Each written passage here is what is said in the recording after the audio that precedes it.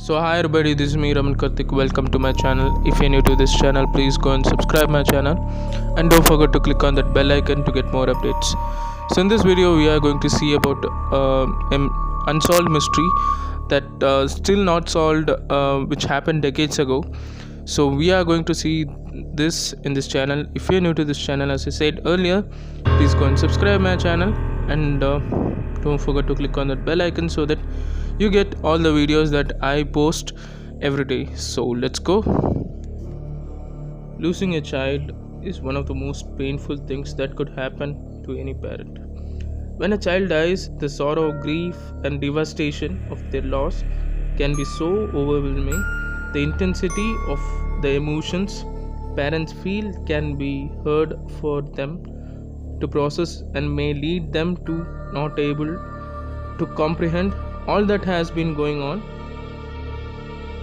This can be the most desolate journey of a parent may take, and this could possibly be a worst nightmare of their lives, to the point that they couldn't wake up and move on to face reality. Everybody has its own unique way of coping from tragic incidents. So this is one among that incidents. The year was 1990 when a tragic accident happened to a couple in Selena, Texas. A young boy named Aiden was found dead, and Olivia Mabel, the mother of the child, suffered from severe depression that caused her to withdraw from the world. Her cause was so severe that her husband left her in the 1991, that is 1 year later. Olivia Mabel became so depressed and locked herself alone, grieving over her son's death, and her husband also left her after a year. Many of her neighbors believed that she was dead. Nobody had seen her in years, almost three, they think. She clearly passed her time in some pretty unhealthy ways, and she didn't even come out, didn't mingle with others, and people thought that something seriously wrong with her mental health after this event, and she didn't even came to church. And after all this, in February 27, 1994, a silent 911 call urged the police to go to the Olivia's house. No one was answering, so the police forced their way in and found Olivia's dead body rotting beside an altar made for Aiden. Olivia was holding a strange stick doll that has Aiden's clothing. To top that, a letter written by Olivia contained a statement about vile evil creature was found. What was puzzling was the date the note was written, 2/27/94, the same day she was found dead. Autopsy report stated that the body was dead for a long time. After finding the body and the strange things which are surrounded in that house, one police officer noticed that flowers in the altar was supposed to be Tibetan Buddhist ceremony to create a tulpa, that is an emanation or manifestation in modern times. This may be referred as hallucination. There are various interpretations of what tulpa really is. Others say that this is a magic, and there was a statement said that it is a kind of imagination that may soon have a mind of its own and leave the control of its creator. And paranormal experts said that Olivia summoned a spirit which turned against her. The scariest part was the letter that was written by Olivia for her son. She wrote, "Evil creature has been troubling her."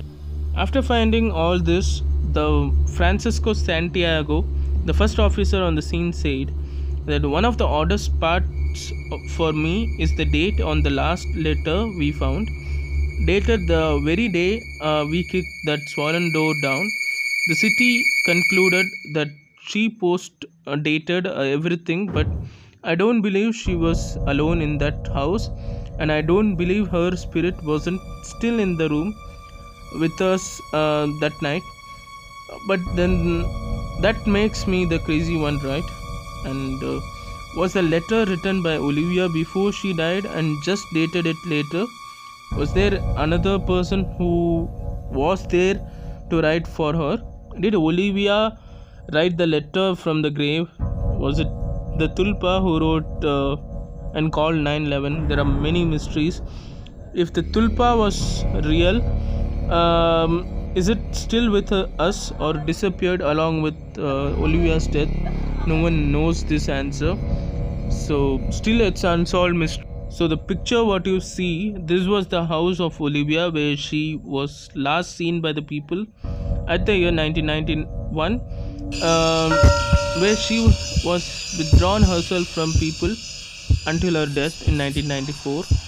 And years have passed, but the landlord of the house couldn't sell the property as nobody would want to buy it because of what happened there. In 2005, the owner hired a paranormal expert named Drew Navarro to assess the place. Drew also said something which is really important. I'm not sure this was even ever on our physical plane. In the hundreds of locations I have studied, I never felt such an imposing force. I couldn't breathe, my heart was constantly racing. Its energy kept changing, but none of it felt inviting. Whatever is in there, it's extremely possessive and behaves so erratically, like a jealous child throwing a tantrum. As far as I am concerned, that house and that entire property should be avoided.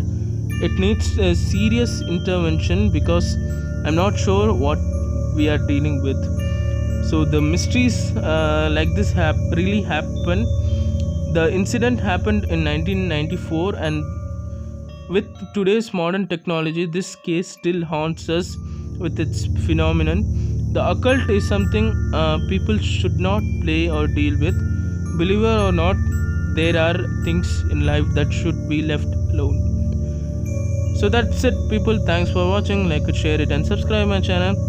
If you like this video, please do comment me down below or like this video. If it reaches some 10k views, I will put something similar mysterious cases in this video. And if you met with something like this, if you heard something like this, please do comment me down below that too. And thanks for watching. Don't forget to click on the bell icon. Thank you.